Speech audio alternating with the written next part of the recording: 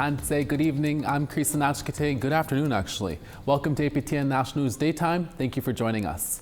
Yesterday, the Federation of Sovereign Indigenous Nations held their annual General Assembly in Yorkton, Saskatchewan. While several financial topics were discussed, the one the public was most interested in was off limits. Early in the meeting, a resolution passed to exclude the discussion of the FSIN's forensic audit.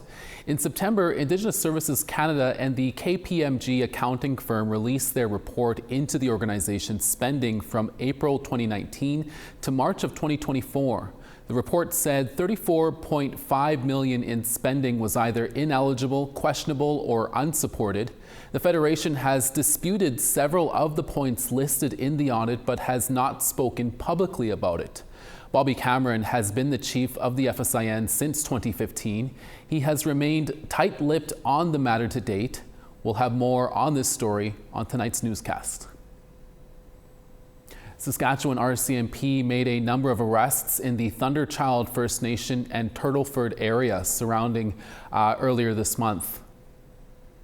Between October 18th and October 21st, the Turtleford Detachment and the RCMP Crime Reduction Team based in North Battleford conducted an operation linked to what they call several ongoing investigations in the Turtleford area. During the four-day operation, 8 men and 2 women were arrested and are now facing a range of charges including kidnapping with a firearm, flight from police, impersonation, failure to comply with court-ordered conditions, and multiple assaults and firearm-related charges. Police also recovered 4 stolen vehicles. RCMP says the 10 people arrested are a threat to their communities. 9 of them are still in custody. With the unveiling of the 2025 federal budget less than a week away, the Carney government has announced more than $660 million in new funding this week to promote equality and reduce violence against women and gender-diverse Canadians. Minister of Finance François-Philippe Champagne made the announcement at a press conference at the National Gallery of Canada in Ottawa. The funding will be distributed over 5 years and will begin in the 2026-2027 fiscal year.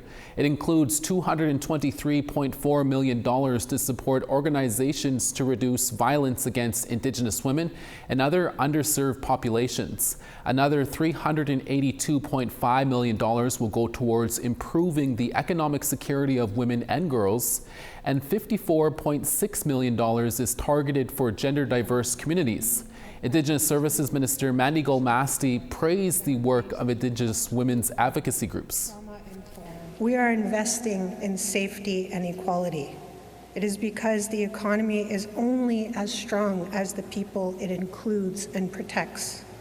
To Indigenous women's organizations, you have carried this work for generations, often with courage that is not the story on the evening news. You are not unseen, you are not unheard, because we know that we continue to see Indigenous people in spaces in Canada. Webequie First Nation and the province of Ontario have signed an agreement on Wednesday, both calling it historic and say it will unlock economic development and speed up the construction of a road into the mineral-rich Ring of Fire. The largest portion of the funding would go towards the Webequie Supply Road, which would connect the First Nation to the mining development. Ontario Premier Doug Ford called that road a game changer and says shovels could be in the ground as early as next summer. The Community Partnership Agreement signed on Wednesday provides Webequie First Nation with $39.5 million. The funding includes $1.5 million for mental health supports, $10.5 million for supplies and materials for Webequie Supply Road, upgrades to the airport and the First Nations Community Multi-Purpose Centre. $3 million would help Webequie lead a process for the technical study of the East-West Road corridor. Premier Doug Ford says the Ring of Fire contains the largest deposit of critical minerals in the entire world. He says the project would add $22 billion to Canada's economy and create 70,000 new jobs. Now, there's one thing standing in our way: federal duplication. We need the federal government to end its impact assessment in the Ring of Fire. which are only duplicating the amazing work of our First Nations partners and slowing down getting shovels in the ground, building the roads to the Ring of Fire. The good news is we're making tremendous progress with the federal government toward an agreement that achieves one project, one review, one decision. Prime Minister Carney made a commitment to us to get out of the way of nation-building projects. To his credit, he's putting action behind his words. Some First Nations in the Ring of Fire area were also quick to criticize Ford's comments. North Spirit Lake First Nation said in a statement, the one project, one process policy threatens to silence Indigenous voices. It weakens environmental protections and violates constitutional and international obligations to Indigenous peoples. Question period in Manitoba's legislature got heated earlier this week when a member of the opposition interrupted Premier Wab Kinew. MLA Jeff Wharton made crying sounds and gestures while Kinew was saying some oppressed groups in Canada had to fight for the right to vote. Here's APTN's Sav Jonesa with more. Manitoba Premier Wab Kinew was caught off guard during question period Tuesday after a Conservative MLA showed a, quote, complete lack of respect, unquote, towards groups of people once being denied the right to vote. And you know what is different about people on this side of the House? The entitlement isn't there because we had to fight for what we have. It was never given to people on this side of the House. In living memory, people couldn't vote. We just heard. I want the permanent record of this assembly to show that when I was talking about the fact that my father was not allowed to vote in this country, the member for Red River North said in a sarcastic voice, wah, wah. Gross. Kinew was speaking on new legislation his government proposed to protect vulnerable groups from getting their, quote, rights trampled on by future governments when invoking the Notwithstanding Clause. The Notwithstanding Clause allows a government to make a law that overrides certain parts of the Charter of Rights for up to 5 years. Kinew worries that future governments may use the clause to advance agendas with anti-2S LGBTQ rhetoric or that target religious minorities. MLA for Red River North Jeff Wharton is the man who mocked disenfranchisement, which impacted Indigenous people, women, and many other minorities for decades after Canada formed.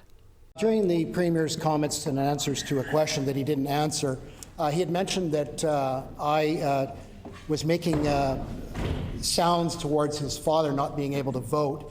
I disagree with that comment. And I would ask the Premier at his earliest convenience to table that those comments and answer. Deputy Premier Uzoma Asagwara said along with the comment, Wharton also made crying gestures twice. Asagwara argued that the Premier has a responsibility to ensure Wharton's behavior is reflected in the House's permanent record. I do want to reinforce and reiterate what's happened here today. The member for Red River North rose on a point of order to double down on making comments and gestures that degraded and minimized the recent, in living memory, history of Indigenous people being denied the right to vote in our country. And that is shameful. It is very dehumanizing. Cody Grote is an assistant professor of history and Indigenous studies at Western University. He says disenfranchisement was the denial of the right to engage and push back against the Canadian political system. Inuit gained the right to vote in 1950, and again, status Indians not until 1960. There was this heated back and forth, and almost always the question was, were Indigenous peoples mature enough and were we civilized enough to be able to express our opinions and vote in the Canadian electoral system? He says the right to vote is not something to take lightly. I think if we don't openly denounce this comment and this rhetoric, then we're saying it is okay to laugh at the fact that Indigenous peoples, in recent memory, in the Premier's parents' generation and my grandparents' generation, didn't have the right to vote. APTN News reached out to the Progressive Conservatives for comment, but did not hear back before airtime. Sav Jonesa, APTN National News, Winnipeg. The vast majority of children and youth who died in Manitoba over the past year were Indigenous. That's according to data in the Manitoba Advocate for Children and Youth's annual report released on Wednesday. It shows of the 206 people who died between birth and age 20, 80% were Indigenous, and a little more than half were under the age of 2. The most common cause of death was natural, followed by undetermined, which the advocate says could include sleep-related infant deaths or possibly suspected overdoses. The data is preliminary and may change as autopsies are completed. We're always looking for your feedback or story ideas. Here's how you can continue the conversation with us. If you have a story you want to share, send us an email to news@aptn.ca. And to read and watch our stories, you can go to aptnnews.ca. You can also find us online on your favorite social media sites, including TikTok, YouTube, LinkedIn, and X. Follow APTN News to join the conversation and see our latest stories. It's Thursday, and that means we have previews of this week's Nation to Nation and APTN Investigates. Plus, here's what our Vancouver reporter Tina House is working on for the week. Here at this information session here in Richmond, BC, landowners are concerned what it means for the Cowichan decision and their personal property.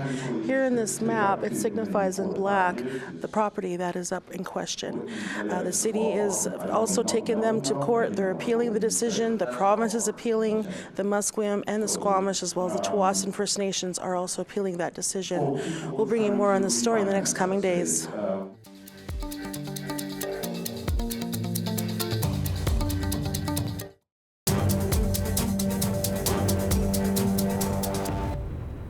Welcome back. It's time now for host Karen Pugliese in Ottawa to drop by and tell us what's coming up on this evening's episode of APTN's Nation to Nation. Well, I have something that you really need to see coming up after the news on Nation to Nation. So this is important if you or somebody in your family is a non-status Indian, because that may be about to change.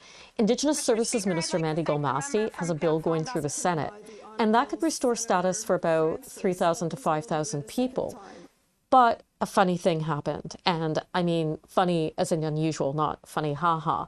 What happened was the Senate Standing Committee heard from dozens of witnesses who said that they should change the bill and make it end the second generation cutoff.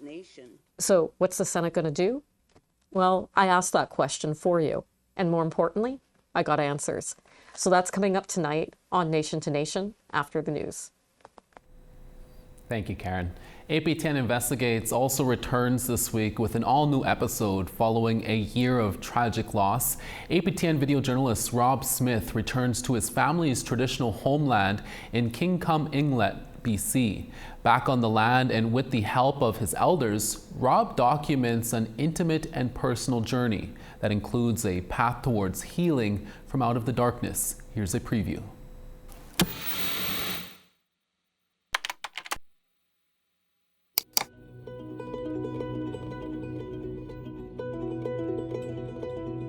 This valley is the homeland of the Jaudano people.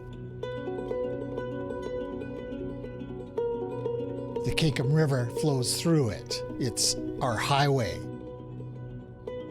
We've been here for thousands of years. My name is Rob Smith. I'm a journalist. It's so important for me personally to be here this year. 2024 was a year to grieve. Our family lost 3 of our own, 2 sisters who I'd grown up with, and a younger brother I never got the chance to know. It really is the hardest thing to want to even understand when our children go before us. I was born here. I was one of the very few people born in Kingcome. I've recognized its beauty, but I've also recognized the difficulties that we as a people have had and have not always carried out who we are as a people based on the traumas that we face. And that's still happening today.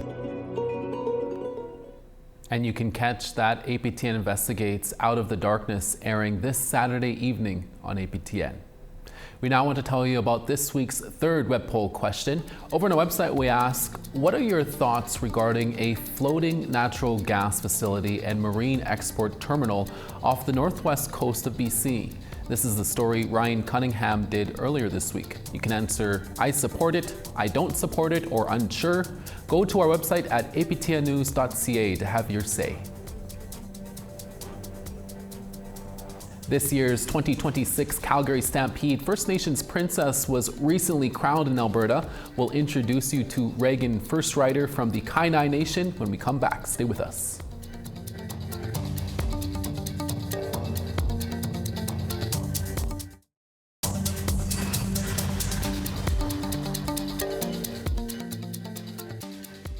Happy Halloween Eve. St. John's 11, Charlottetown 11. Cartwright 10, the Grand River, cloudy and 2. Gaspé 9, Quebec City 9. Ottawa 4 and showers, Sault Ste. Marie 8. Sudbury 7, Thunder Bay 4. Puckatawagan +1, Thompson 0. Brandon 3, Princess Harbor 4. 2 in Saskatoon, Regina 2. Stony Rapids 1, Buffalo Narrow 0. Sunny in Fort McMurray at 2, Peace River 6. 9 in Calgary, Red Deer 8. Campbell River 8, Tofino 12 and rain. Fort Nelson partly cloudy and 7, Smithers rain and 5. Beaver Creek cloudy and -5, Whitehorse 2. Yellowknife 4, Norman Wells 0. Clear skies in Sax Harbor at -10, Paulatuck -5. Baker Lake -4, Chesterfield -5. And Arctic Bay sunny and -15, Aglulic partly cloudy and -5. And finally for us, our next guest is from the Kainai Nation in Alberta and was just recently crowned this year's Calgary Stampede First Nations Princess. Reagan First Rider.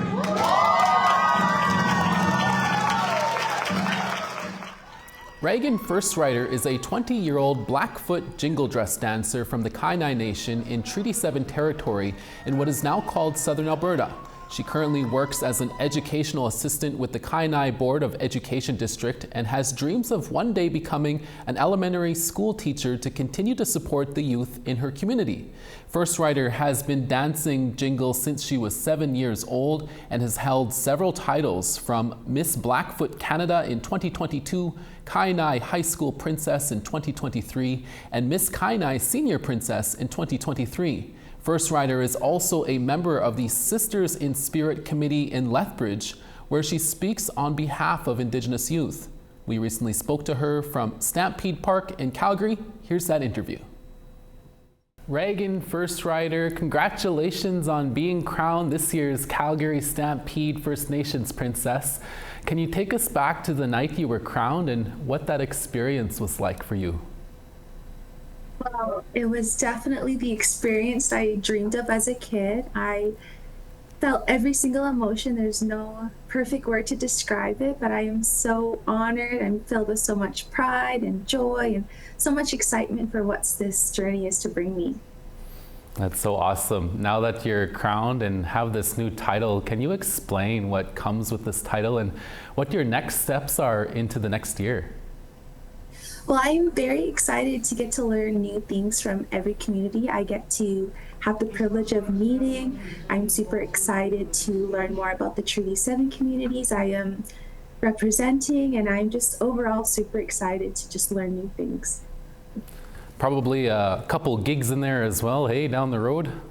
Yes, those I am super excited for. I cannot wait for everything to come. Awesome. Reagan, can you talk about the people who have supported you along the way and how important their help is for your own journey?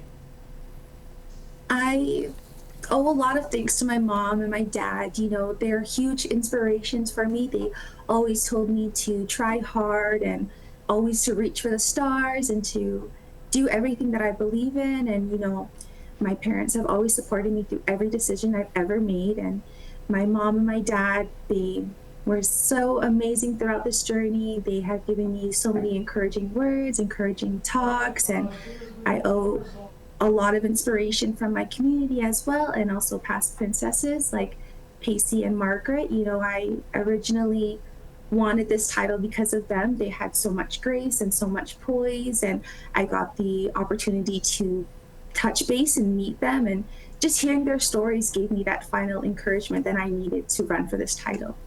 That's so great to hear. And you're currently an education assistant at the Kainai Board of Education District, and you want to become an elementary school teacher in your home community. Can you tell us why you want to pursue a career in education?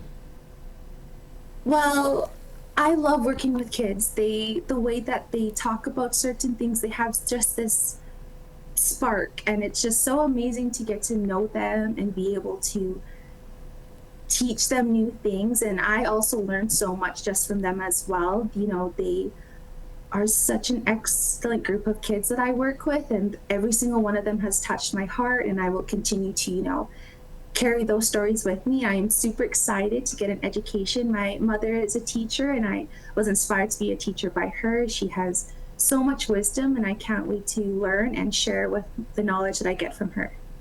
Did you get a chance to show off your crown to all the students, and what was their reaction like? I haven't got to yet, but they did make an announcement at the school, and lots of the kids were so excited. And we have our own princess pageant that we host at our school, so I'm very excited to meet with our student princess and get to show her my crown, and, you know, be able to just be in that joyous moment with her as well. That's so cool. Finally, Reagan, what is your message to other Indigenous youth out there who want to pursue their dreams? And the Blackfoot word for it, ikakimat, you know, try hard. Always believe in yourself. You know, if you truly believe you can do something, you can. And if it doesn't work out for you the first time, you know, learn from that and try harder the next time. You know, always believe in yourself, always try hard, do everything that you want to achieve. You know, be that voice for yourself. Always strive for the stars, because it is such an amazing feeling to be up there with them, and just do what you want to do. I encourage everybody to do what they want to do, and I want everybody to feel inspired, and I want everybody to inspire everybody as well. Beautiful words of advice. Reagan First Rider is the 2026 Calgary Stampede First Nations Princess.